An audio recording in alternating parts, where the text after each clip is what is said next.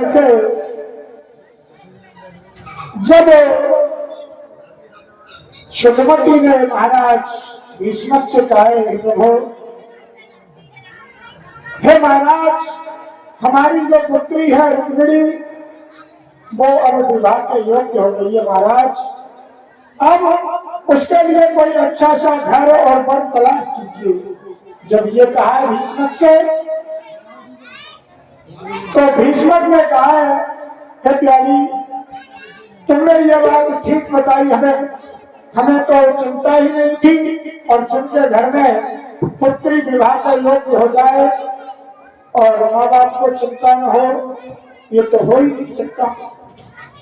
इधर महाराज भीष्मक कहते हैं, हे रानी, तुम चिंता न करो, मैं आज ही दरबार में जाकर मंत्री राज से सलाह लूंगा। दरबार में पहुंचे हैं महाराज, तो वही बात राजसभा ने छेड़ दी। वहीं पर 5 पुत्र बैठे हुए थे महाराज भीष्मक। कहने लगे महाराज भीष्मक, कहा कि हमारी पुत्री के लिए कोई गुणवान वर बताओ। तो कोई तो बताता है किसी के बारे में, तो दूसरा उसके अवगुणों के बारे में बता देता है। किसी ने कोई राजा बताया तो दूसरा मंत्री कहता है महाराज को राजा अच्छा नहीं है, उसमें ये कमी है। कोई किसी का नाम लेता है तो तीसरा कह देता महाराज वो भी सही नहीं है, उसके अंदर ये अवगुण है, ये कमी है। आज राज्यसभा के अंदर बहुत देर तक चर्चा छिड़ी रही। कोई मंत्री किसी राजा को बताता है तो दूसरा मंत्री उसके अवगुण बताने लगता है। अब तो बहुत समय गुजर गया, राज्यसभा में एक ही बात पर चर्चा होती रही। और किस प्रकार से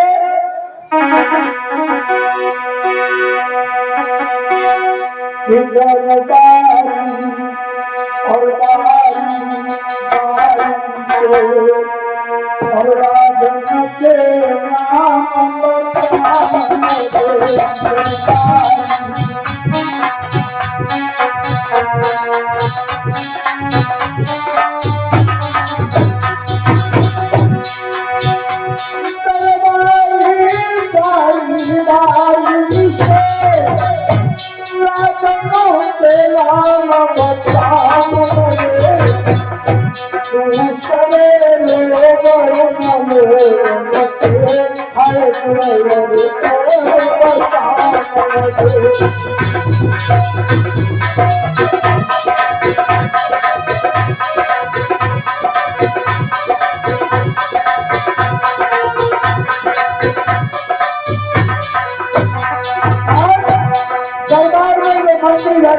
कई राजाओं का नाम बताते हैं तो दूसरे मंत्री उन राजाओं में कमियां निकाल देते हैं। और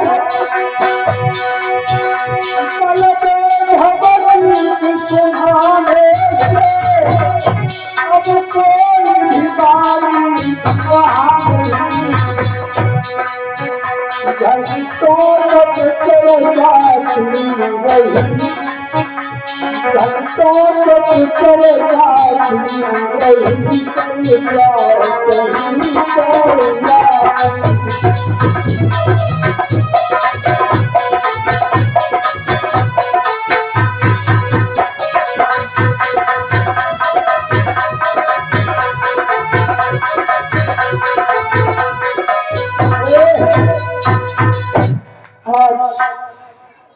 हेलो, आज महाराज भीष्मक के दरबार में घंटों तक चर्चा होती रही, लेकिन किसी ने ये नहीं बता पाया कि रुक्मिणी के लिए कौन सा वर सही है। तो महाराज भीष्मक का जो बड़ा लड़का था रुकुम बोला है पिताजी, यह कोई नहीं बता पाएंगे कि हमारी बहन की शादी किसके साथ होगी। हे पिताजी, हम बताते हैं कि हम अपनी बहन की शादी किसके साथ करेंगे। हम अपनी बहन की शादी अपने साले सुषमाल के साथ करेंगे। महाराज ने जब सुना, महाराज बोले, एक नीच, क्या कहा अपनी बहन की शादी अपने साले ससुराल के साथ।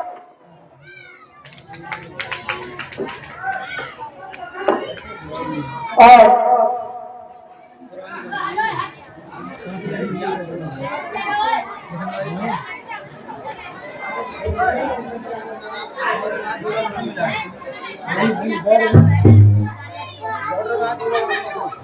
इधर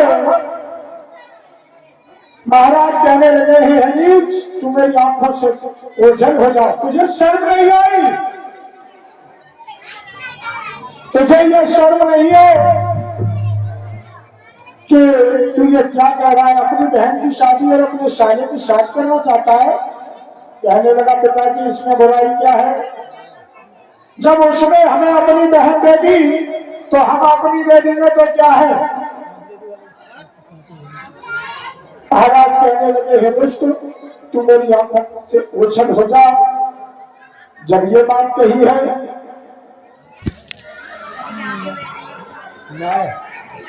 और जब ये कहा है तो वो रुकुम जो था वो कहने लगा है पिताजी अब तुम पर बुढ़ाता है, तुम्हारी बुद्धि काम नहीं कर रही है। अरे इसमें बुराई क्या है? जब उसने अपनी बहन हमारे लिए ब्याह दी तो हम भी ब्याह देंगे तो क्या है? वो हमसे जीजा कहता है, हम उससे जीजा कहेंगे, परेशानी क्या है? आज महाराज भीष्मक ने उसकी बात को नकार दिया और जब सभी लोगों ने अपना जब ज्ञान दे रहे थे तो महाराज भीष्मक का छोटा जो पुत्र था रुकुममाली ने बोला है पिताजी अगर हमारी बात का बुरा न लगे तो हम भी कुछ कह दें। तब उनका छोटा पुत्र रुकुममाली बोला है और कहने लगा पिताजी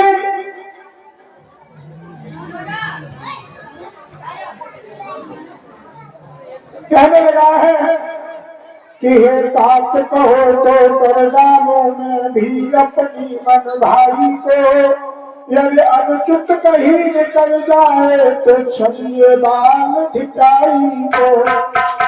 दरबार आम है आज वहाँ अनुभवी वृद्ध जन बैठे हैं, अपनी अपनी इच्छा अनुसार सब ही विचार कर बैठे हैं। ईश्वर कहिए जगपति कहिए जग है, जग के जीवन भर है, नरपति या नारायण है, जो कुछ भी है मनमोहन है पुरुष रतन वह पुरुषों में जिससे ये शादी की जाए, दिल दूल्हा वही कन्हैया है जिनसे दामादी की जाए। आज रुकुममाली ने कहा है कि पिताजी अगर मेरे मन की बात को सुनो तो मेरा मन तो ये कहता है कि हम अपनी बहन रुक्मिणी की शादी कन्हैया के साथ कर देते हैं। जब महाराज भीष्मक ने रुकुममाली की बात को सुना तो महाराज ने उचित समझ करके हाँ कर दिया। इधर रुक्मिणी ने सोचा तो खुशी का ठिकाना न रहा, लेकिन यह खुशी ज्यादा देर तक ठहर नहीं सकी। तब रुकुम बड़ा हो खड़ा हुआ और बोला क्या कहा पिताजी? क्या कह रहे हो? तुम ये शादी कन्हैया के साथ करना चाहते हो? तुम्हें नहीं पता है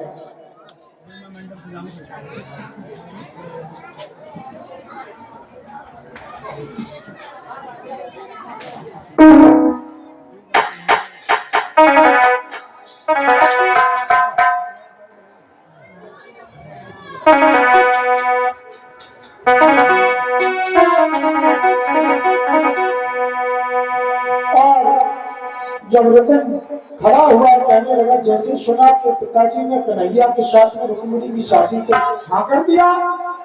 आज रुकुम खड़ा होकर के बोला और कहने लगा है और क्या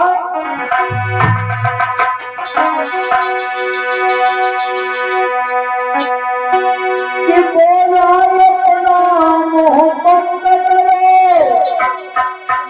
और हाँ करके लाज न आती है, और उस महाराज की हस्ती को बोलेगी हस्ती काटी है।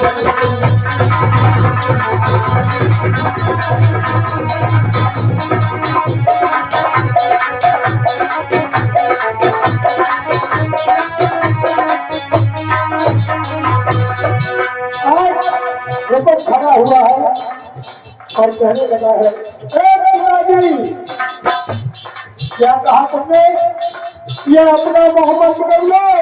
और गुस्से में खड़ा होकर के कहने लगा, पिताजी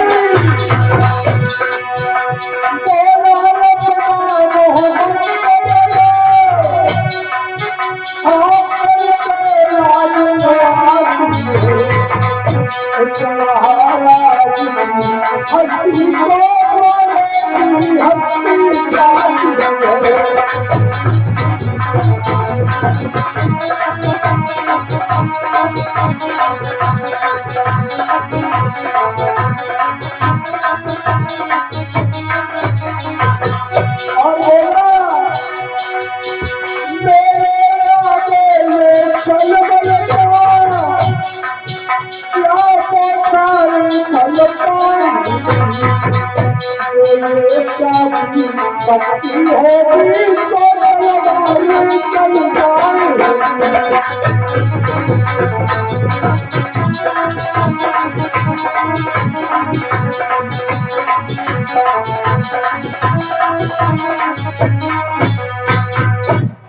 जैसे ही रतन ने कहा कि पिताजी अगर ये शादी तुमने तय की तो तलवारें चल जाएगी, खून की नदियां बहेगी, लेकिन ये शादी नहीं होगी। शादी अगर हम करेंगे तो अपनी बहन की शादी अपने साले शिशुपाल के साथ करेंगे।